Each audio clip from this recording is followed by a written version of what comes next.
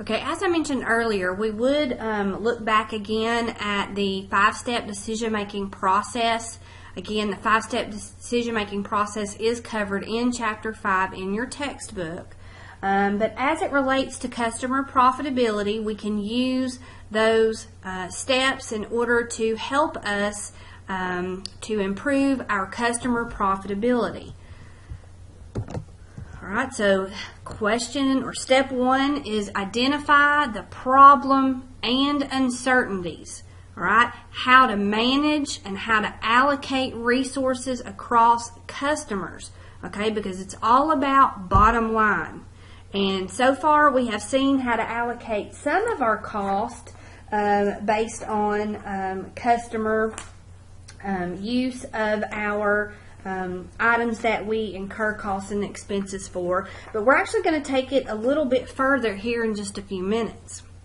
But we, of course, would want to allocate as many of the costs that we possibly can in order to view in more detail our actual profitability per customer, so that that can help us in making decisions in regards to how we deal with those customers and the items that they buy from us, etc. We can also go about obtaining information. Managers, of course, are going to look at and identify our past revenues that have generated by these customers, but we're also going to look at the cost incurred on a customer level basis as well. Okay, so this is going to help us to answer some of these questions. Step 3, we're going to make predictions about the future based on the estimates that management makes about the revenues that they expect from each customer with the related customer level cost expected to be incurred. Okay, just like we learned in Chapter 6, 7, and 8, we can budget our revenues, we can budget our costs, we can make predictions going forward using all different kinds of information included in our thought process and doing those sensitivity analysis type things. We can do that with our accounting data. In doing so, managers definitely need to consider what future price discounts, if any, they are going to offer to those customers for their quantity discounts. We also need to consider, of course, customers' demand, not just for the products themselves, but also for the special services that they may need from us. For example, like those rush deliveries that we saw when we looked at those 4 specific customers on the last set of videos. All right, we had 1 or 2 customers that were using a lot of our rush delivery services, which of course was costing us internally to do that for them. Step 4, we would make decisions by choosing among all of our different alternatives at hand. We can use the customer profitability profiles that we make in order to identify customers who deserve the high service and prioritize.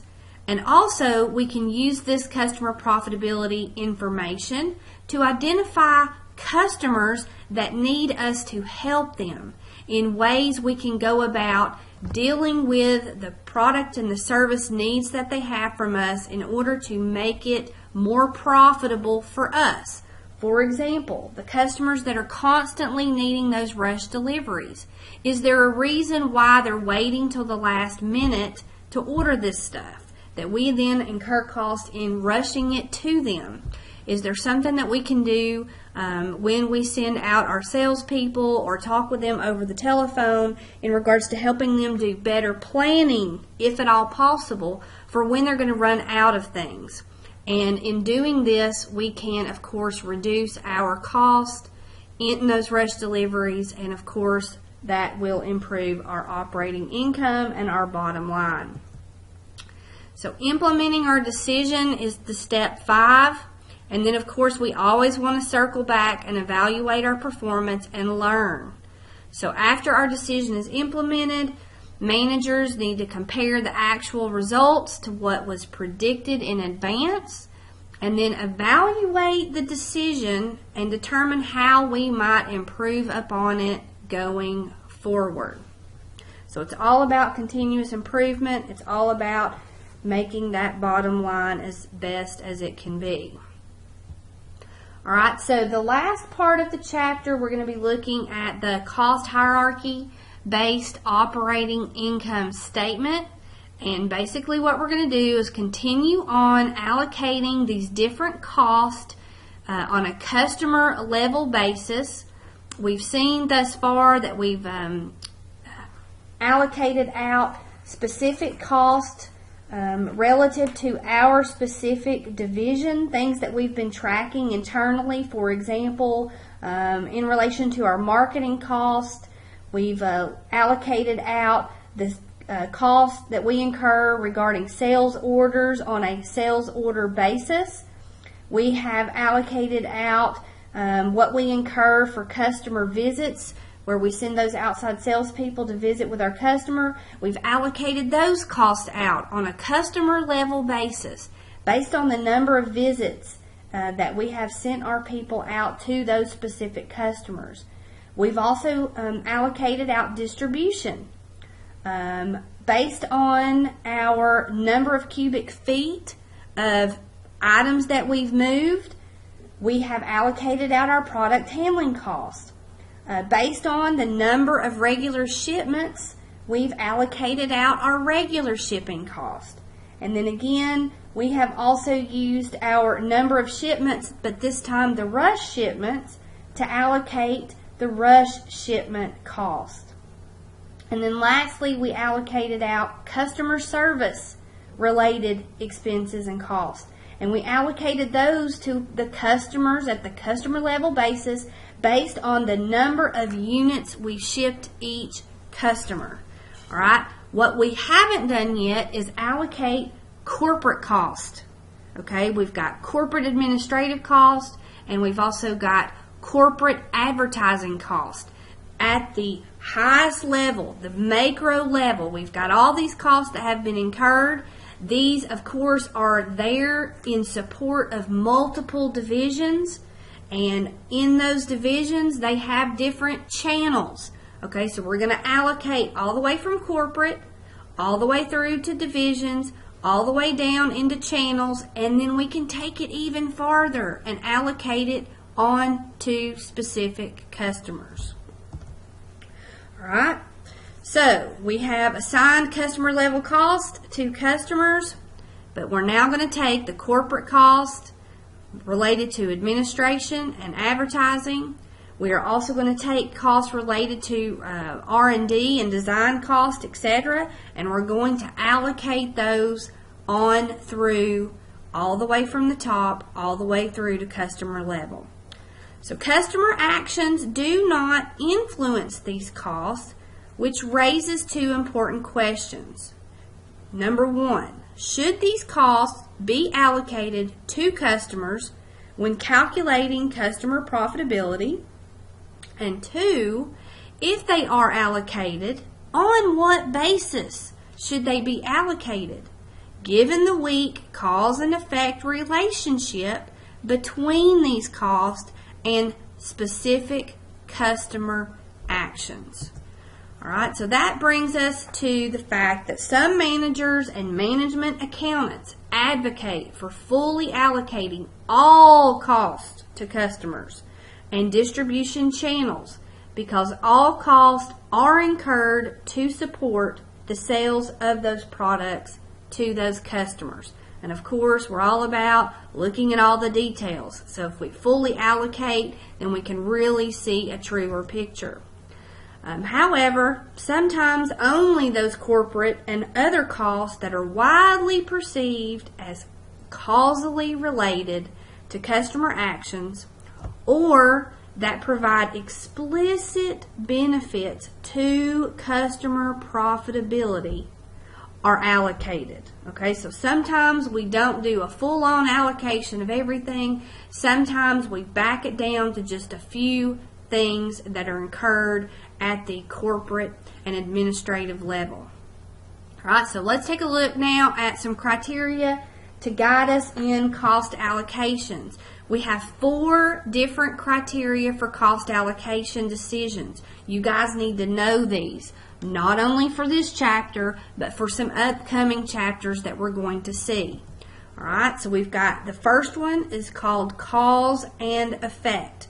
Variables can be identified that cause our resources to be consumed.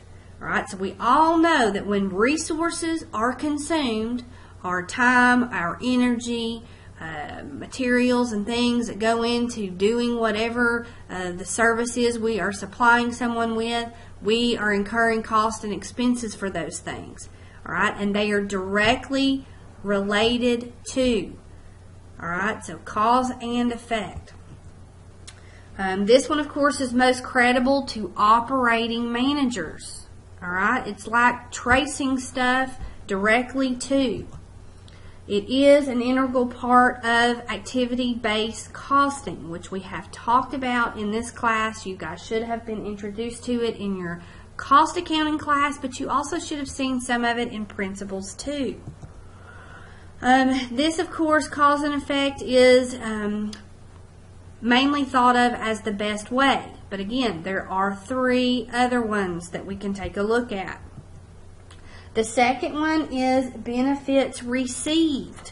The beneficiaries of the outputs of the cost object are charged with cost in proportion to the benefits they actually receive. The third one is fairness, sometimes commonly referred to as equity-based, and this one is on the basis for establishing a price satisfactory to the government and its suppliers. And we will talk about this one more when we get into another chapter. Cost allocation under the fairness criteria is viewed as a reasonable or fair means of establishing a selling price. And then the fourth one is called ability to bear. In other words, because someone has enough operating income, they can bear to have some more cost allocated to them. All right, so costs are allocated in proportion to the cost objects, channel, for example, or division, for example, ability to bear those actual costs being allocated to them, and of course deducted before we see that particular channel or division's bottom line. All right, generally larger or more profitable objects, aka larger or more profitable divisions or channels, receive proportionally more of the allocated cost. Now, we've talked a little bit in the past chapters about controllable costs and uncontrollable costs. These allocated costs that we're talking about are uncontrollable. All right, so think of the fact that that manager's having costs allocated to him that are large in proportion. And how, of course, is that going to make the results for their particular division or channel look? All right, so ability to bear can bring up some serious arguments. And again, we will talk more about these 4 in our future chapters, but I did want to introduce them here before we start allocating these corporate costs here in just a second. You can pause the video here and read these particular definitions and discussion points about these 4 cost allocation criteria. This is also showing up in your textbook at the top of page 563. So I'm not going to read it to you. If you happen to be doing something while you're listening to the video, please do make sure that you go back and read through page 563 in the 15th edition text. All right, so fully allocating so that we can see our customer profitability. All right, so recall that the first purpose of cost allocation is to provide us with information for economic decisions, such as pricing the products to the customers. All right? We want to measure the full cost of delivering the products, not just the cost of goods sold component, but everything underlying the product delivery. Customer service, entering the sales orders, actual product handling, actual delivery fees, all of that, based on an activity-based costing system. Cost categories can be summarized into corporate cost, division cost, and channel cost. Now we need to take and we need to allocate these additional costs all the way through until we can get them to the customer level. All right? Let's take a look at two questions and then we'll contemplate on how to best answer these. Number one, when allocating corporate cost to divisions, should a company allocate only costs that vary with division activity or assign fixed cost as well? All right, so we of course know we've got variable cost and we've got fixed cost related to how we support our underlying divisions. All right, so how should we go about allocating all those costs? Are we going to allocate only those things that are variable, only those things that are fixed? Are we going to do both? How are we going to do that?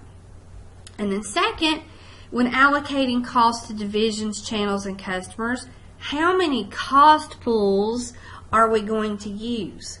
And of course, those cost pools are going to have cost drivers, right? So consider that. Companies need to look at their particular situation and figure out what their best answer would be. So let's make a good long-run decision.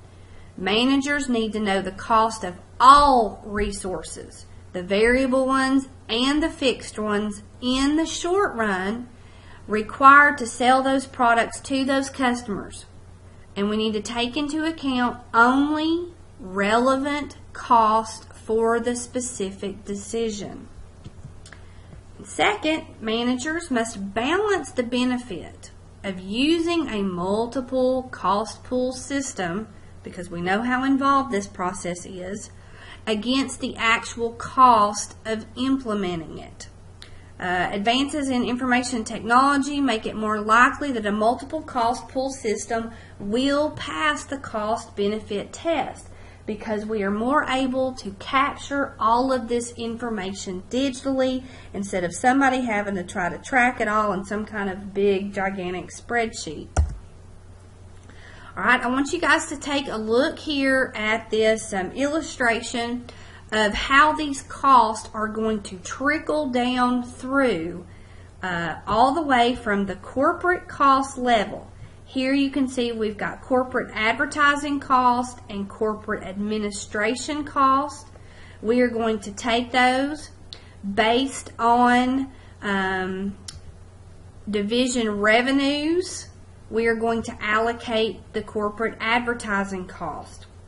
And then based on the division's administration cost, we are going to allocate the corporate administration cost. Okay, so we're going to take those costs, we're going to total them up, we are going to divvy them up ratably based on these underlying items right here. Again, division revenues for corporate advertising, and then division administration cost for the corporate administration cost. And we're going to allocate those down to the specific divisions. So we've got two divisions. We've got the wholesale division, we've got the pro value division and the desk point division. All right, so at the division level, we have two divisions. We've got the pro value division and the desk point division. Each one of those divisions is going to get so much of the corporate advertising and so much of the corporate administration cost. We're going to take that information and we're going to continue on allocating it further. Alright, so you can take a few minutes and kind of look at this, but what I'd rather do is work you through the allocation, and then you guys can come back and look at how this map is showing you how it continues to flow all the way down to the customer level. Alright, so let's take a look here at our data set from the text. You can see here that what we have is an income statement for Pro Value Division only. Okay, so this is just Pro Value Division. This does not include Desk Point Division of our corporation. So far our analysis has focused on customer level cost of activities that the Pro Value Division managers can work with customers to influence, such as the number of sales orders, the number of customer visits, the number of shipments.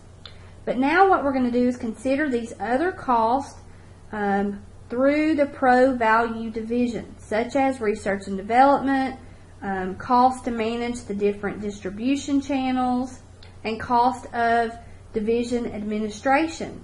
But we're also going to couple that with the corporate cost incurred at the corporate level by Astel, which is the corporation that Pro Value is a division of. Customer actions do not influence these additional costs, which raises the two important questions that I mentioned earlier. Should these costs be allocated to customers when calculating customer profitability? And if they are allocated, on what basis should they be allocated, given the weak cause and effect relationship? Alright, so let's take a look here at what we've got in Exhibit 14-6. We can see that for Pro Value, they had $150 million in revenues. And again, this is at their actual prices or after the discount has already been granted. Of course, we have cost of goods sold for all those number of units that we sold to them. That, of course, gives us our operating income. But then we've got additional costs, of course, that have to be deducted. We've got those distribution channel costs that have to be deducted. That leaves us with distribution channel level operating income. But then we've got division sustaining cost. We've got administration cost, research and development cost, design cost. These are all division sustaining costs. These total $7.3 million.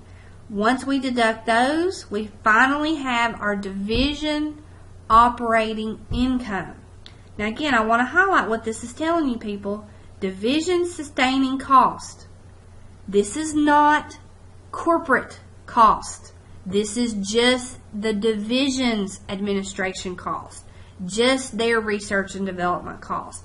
Just their design cost. Alright? They have two channels in this division. We've got the wholesale customers channel, and we've got the business sales customers channel. These costs right here are not the total amount that have been incurred on behalf of the Pro Value division. We're going to add to some of these numbers here. We're going to bring some corporate cost into this. And then we are going to take these numbers and we are going to allocate them further on to the channels, wholesale customers, and onto the channel business sales customers based on one of those criterion. Alright, so let's take a look here at some additional data in regards to our corporate level cost. This is showing us that corporate advertising was $1,050,000 and corporate administration was $4.4 million. These are the line items that we're going to start out with that need to be divvied up and allocated on. Allocated on to the Pro Value division, which of course, once they're allocated to Pro Value Division, they are going to get further allocated to those channels for wholesale and the business sales. But then Desk Point Division is also going to get some of these divvied up to them as well.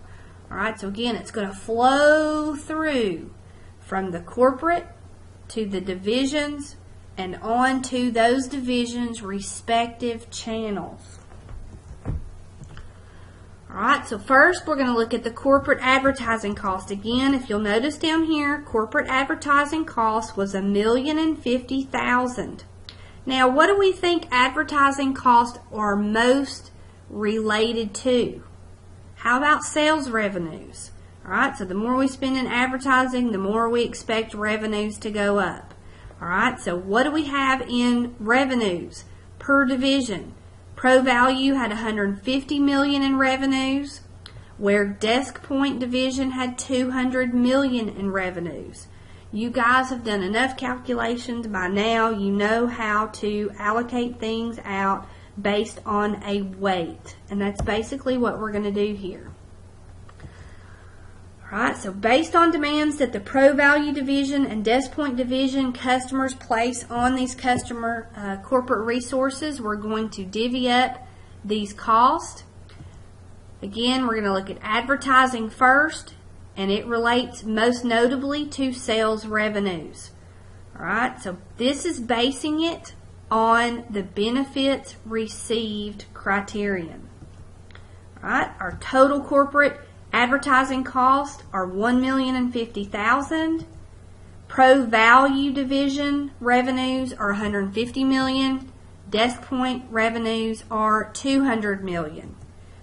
We can literally throw it into that weighted formula and calculate it out. So corporate advertising cost of $1,050,000 multiplied times whatever the result is of this calculation. So if you take $150 million and divide it by $150 million plus $200 million, which is $350 million, you're going to get a percentage. Multiply that times $1,050,000.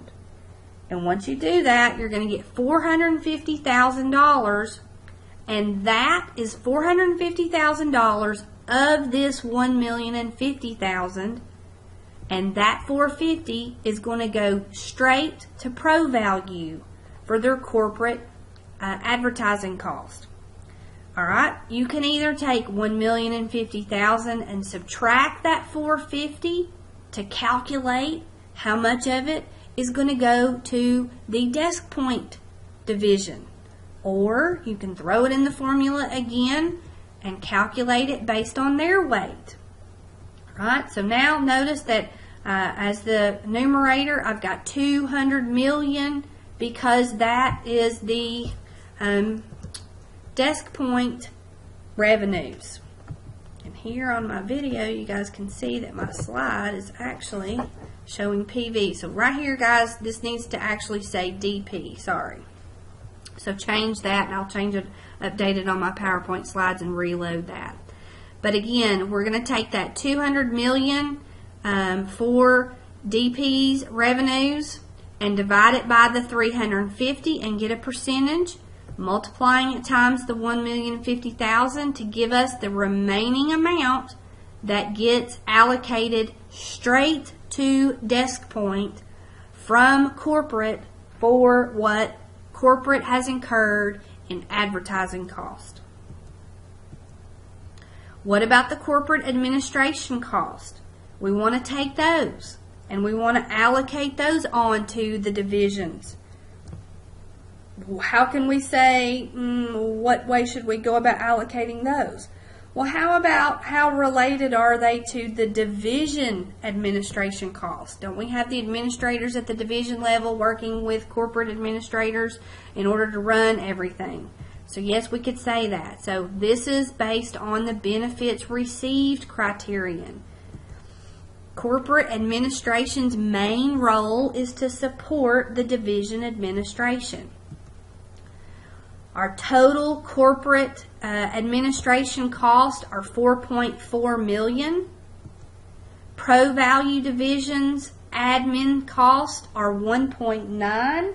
That 1.9 corresponds with the income statement that I showed you from Pro Value.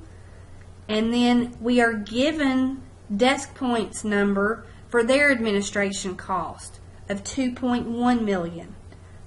We're going to throw this into that same weighted formula and calculate each division's portion of those administration costs. All right, so our corporate administration cost total is $4.4 million.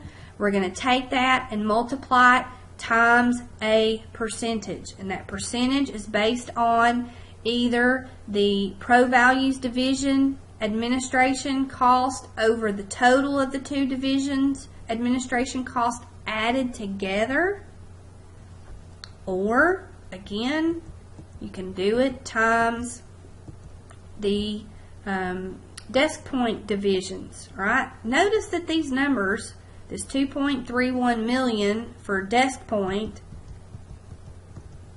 plus the 2,090,000 for Pro Value, of course, add up to 100% of 4,400,000. So you guys have done enough weighted calculations by now. This really shouldn't be that difficult. All right, so Pro Value is going to get $2,090,000 in corporate administrative cost. Once we get those onto Pro Value's numbers, we're going to take that $2,090,000 and we're going to add it to Pro Value's division administrative cost of $1,900,000, and we're going to allocate that on to the channels that they have. They have the wholesale channel and they have the business sales channel. Once we get it into those, we can then allocate it even further onto the customer level. All right, so this is just a trickle down of all these costs based on revenues. Excuse me, that one's on admin cost. All right, so in regards to the corporate administration costs, again, here's Desk Point share, the $2.31 million. So once we get those costs from advertising and administration from the corporate level allocated into the divisions, we're going to take this information and we're going to add it to what those divisions have on their own, and we're going to allocate it further. So if you were to go back a couple of slides, you could see where Pro Value received an allocation of $450,000 of the corporate advertising. Using the same benefits received criterion, we're going to take that $450,000 on Pro Value's channels and allocate it. Wholesale is going to get so much of the $450,000, and the business sales channel is going to get so much of the $450,000. So again, we're taking those corporate advertising costs that Pro Value got a certain amount of, and we're going to throw it into that weighted formula. Again, we're still going to use the benefits received criterion. Advertising is related to revenues, so we're going to take the wholesale revenues first and hold that over the wholesale revenues plus the business sales revenues to give us the weight or the percentage, and then take that result and multiply it times the $450,000 to calculate the fact that wholesale, again the numerator here is representative of wholesale, they are going to get that percentage, which equates to $292,650 of the $450,000. You could take this and throw in the second step, basing it off of the revenues for the business sales. Or you could take $450,000 and subtract what is getting allocated to wholesale in order to calculate what is going to go to business sales. I don't care which way you do it. Either one works. Alright, so here I'm showing it to you both ways on this slide right here. So we're allocating it on. R&D cost and our design cost are aggregated into one homogeneous cost pool. So we're just going to tally these things up. Now, these costs are significantly related strictly to pro value, not desk point. Okay, so what we're saying is the majority of these costs are strictly related to pro value. If that's the case, then why do we want to give any of these or allocate any of these over to desk point? Well, let's don't. All right, so let's just total them up. So we're going to allocate the research and development cost and design cost straight on to pro value, and then we're going to allocate it to pro value's channels. And we're going to base that allocation on data from a study where demand for research and development and design are correlated with customer demand. All right, so based on those results of the study and the fairness criterion, pro value is going to allocate 50% to the business sales channel and the remaining 50% to the wholesale channel. So if you guys go and pull back up the Exhibit 14-6, which shows the research and development cost as $2.4 million and the design cost as $3 million, you've got a total of $5.4 million. And we're going to take that and divide it by 2 and put 2.7 over on the wholesale channel and the remaining or other half, 2.7, to the business sales channel. Pro value also received an allocation of the corporate administrative cost earlier. $2,090,000 worth went straight to pro value. We need to take those and we need to divvy them up and allocate them further. But before we do that, we're going to take and add that corporate amount that was allocated to pro value, and we're going to add it to pro value's own division administration cost. All right, so we're going to add these two numbers together. $2,090,000 plus $1.9 million gives us a total of $3,990,000. Again, corporate administration cost plus pro value's own administration cost. And we are now going to use the ability to bear criterion and allocate these on to the channels. All right, what is their ability to bear? It is their channel operating income. Now here in the textbook, it kind of gets a little more involved. You guys have to go and literally figure out what the operating income needs to be for wholesale channel and for the business services channel. What is their operating income level showing up as in Exhibit 14.6, and then deducting from that any additional costs that have been allocated to them thus far. All right, so what is their new and improved operating income based on channel level? Once you have gotten that information, you can then throw it into our weighted formula.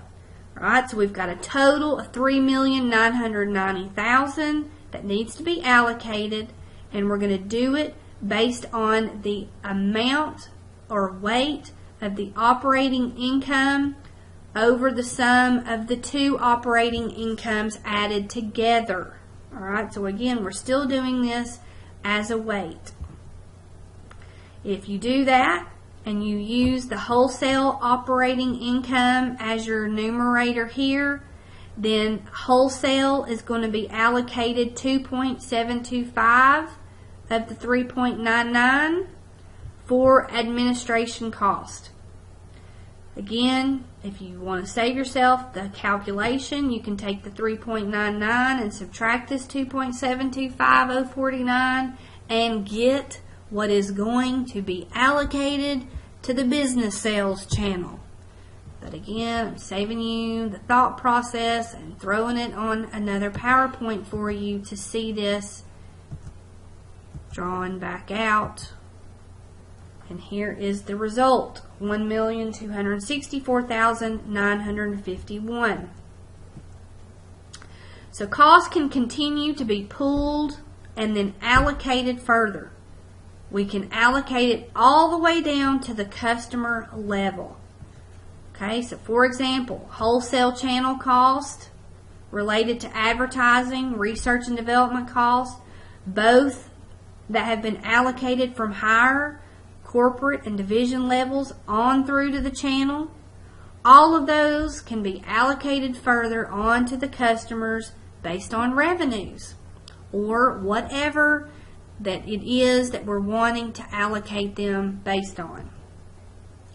Wholesale channel cost related to admin as allocated to the channel, plus any channel specific admin that we could possibly have showing up.